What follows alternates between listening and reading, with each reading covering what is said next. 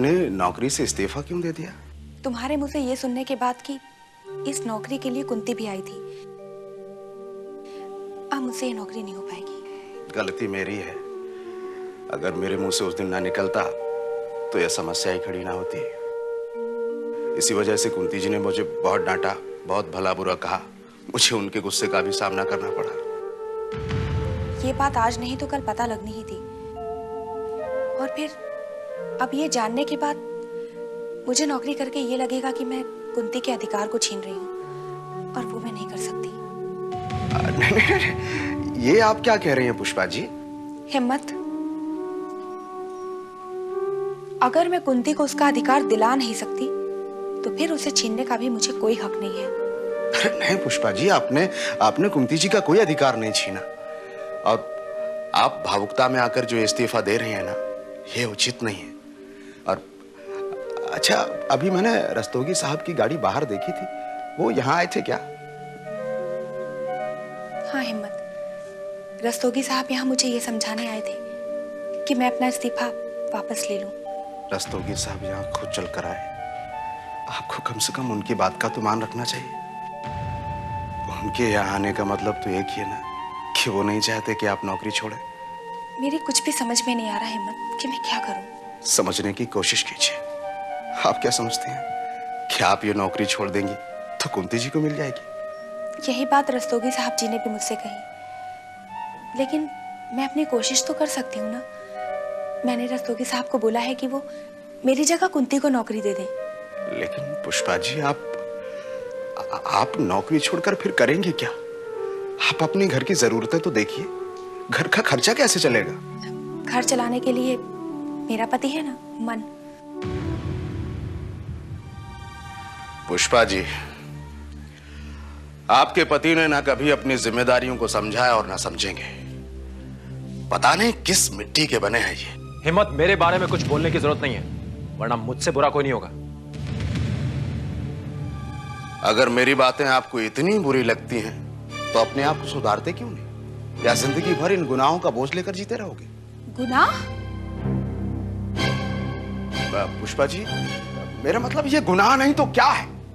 आपसे शादी की, पत्नी को घर लाए, तो फिर जिम्मेदारियां भी तो निभानी होंगी। किसी भी रिश्ते को जोड़कर अपनी जिम्मेदारियां ना निभाना गुनाह है। मैं बहुत अच्छी तरह से जानता हूं हिम्मत, तुम क्या कहना चाह रहा है। पुष्पा जी, आप ही बताइए, मैं कोई गलत बात कर रहा हूं? ये पुष्पा और मेरे बीच में तू कहां से दलाल बन के आ गया? दलाल नहीं मन साहब, गवाह कहिए। और जिस दिन इस गवाह ने अपना मुंह खोल दिया, कहीं के नहीं रहोगे, समझे आप?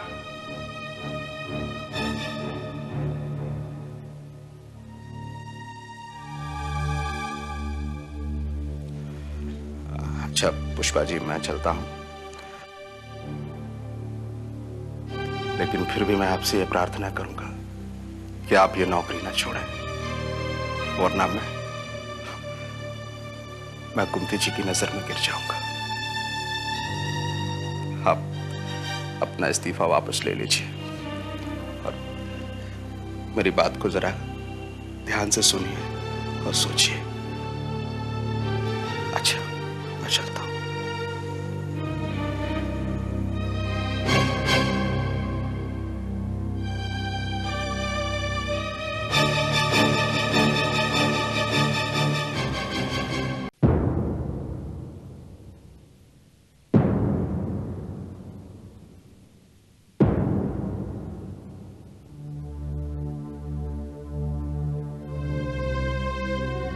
आपने मुझे बुलाया सर?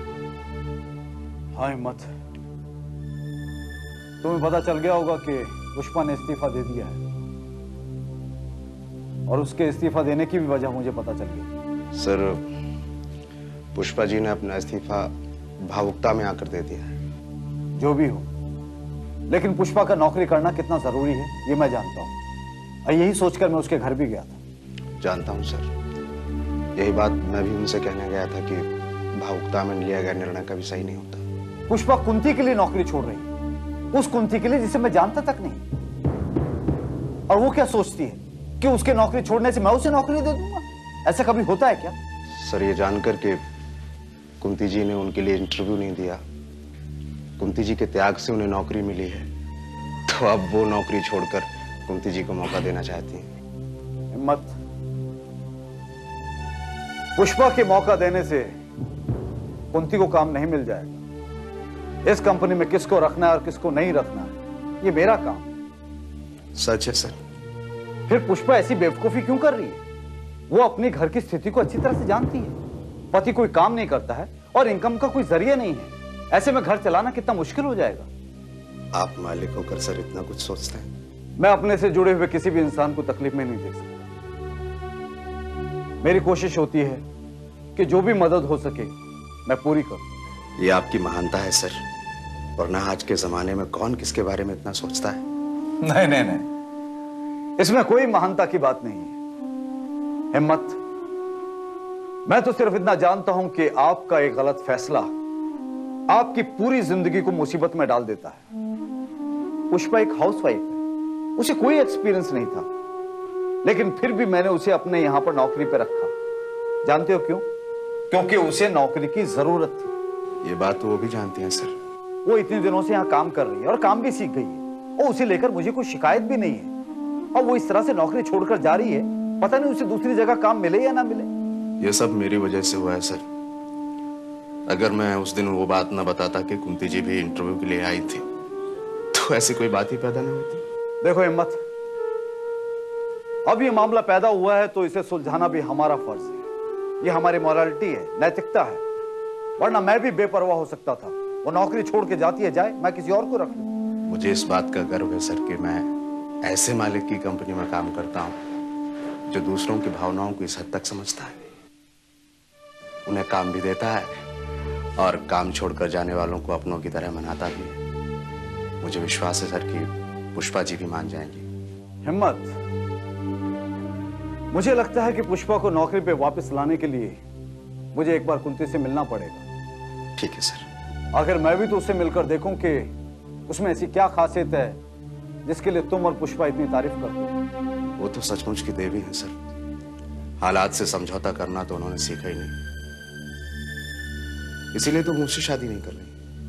उन्हें लगता है जैसे मैं हमदर्दी जताकर हमदर्दी की कीमत वसूलना चाहता हूँ। प्लीज तुम मुझसे जाके कहो कि मैं उनसे मिलना चाहता हूँ। वो जब भी आना चाहे मैं मिलने को तैयार हूँ। ठीक है सर, मैं अभी आश्रम जाकर उन्हें सूचित कर देता हूँ। अच्छा, तुम जा सकते हो। अच्छा सर, नमस्ते।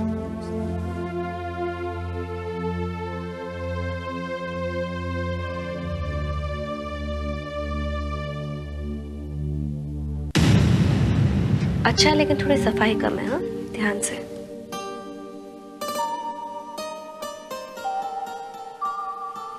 अच्छा श्रद्धा, इसमें पतली पतली सिलाई मारना। हाँ, बारीक बारीक।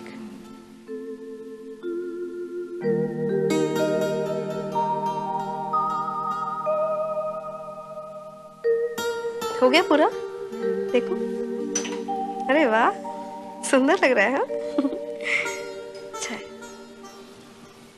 दूसरा देखो। कुंती जी,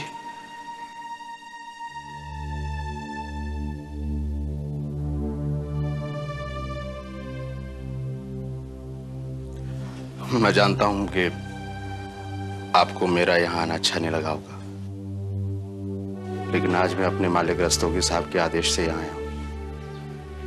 रस्तोगी साहब? रस्तोगी साहब ने क्या आदेश दिया है आपको?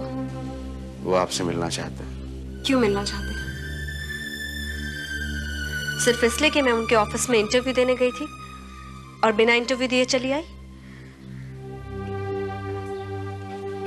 बात अगर इतनी होती तो शायद वो आपसे नहीं मिलना चाहते, लेकिन क्या आपने मुझे लेकर कोई नई बात पैदा कर दी है क्या?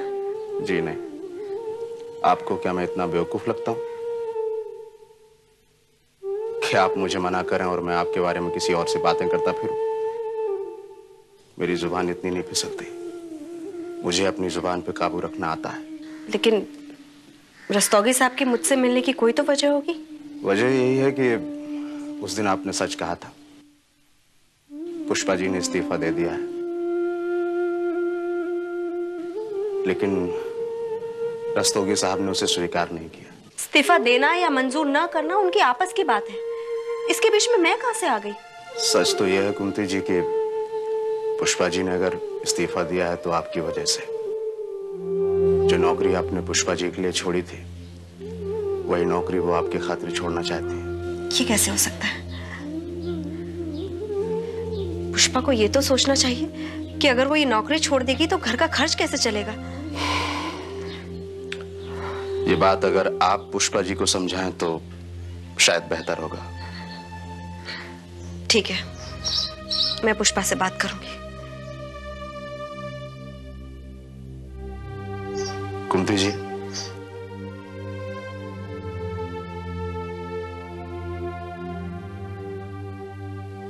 रस्तोगी साहब ने अब तक जितना आपके बारे में सुना है, उससे वो काफी प्रभावित हुए हैं। वो एक बार आपसे मिलकर देखना चाहते हैं कि पुष्पा जी जिसके लिए नौकरी छोड़ना चाहती हैं, देखें तो वो है कौन। मैं तो कुछ भी नहीं, अपने बेटे के लिए तड़पती एक दुखियारी मां हूं। ये तो पुष्पा है जो मुझे देवी बनाने पर तुली हुई है। किसी के बनाने से कोई कुछ बन सकता है क्या? ये तो मानने से होता है। देवी और भगवान मानने से होते हैं। पुष्पा जी अगर आपको देवी मानते हैं तो ये उनकी श्रद्धा और विश्वास है। नहीं, किसी की श्रद्धा और विश्वास को सहेज पाना मेरे वश की बात नहीं है। कुंती जी, अगर आप किसी की श्रद्धा और विश्वास को सहेज नहीं सकते, संभाल नहीं सकते, तो आपको किसी के श्रद्धा और विश्वास को ठोकर मारने का भी कोई अधिकार नहीं। जब कोई भक्त किसी देवी या भगवान की पूजा करता है तो वो ये नहीं सोचता है कि भगवान उससे खुश है या नहीं। वो तो बस सच्चे मन से तपस्या में तत्पर रहता है, लगा रहता है। ऐसे ही मैं, आप मुझे चाहे जितना कोसें, भला बुरा कहें, उपहास उड़ाए या तिरस्कार करें, लेकिन मैं आपका सम्मान करता हूं तो करता हूं और हमेशा करता रहूंगा।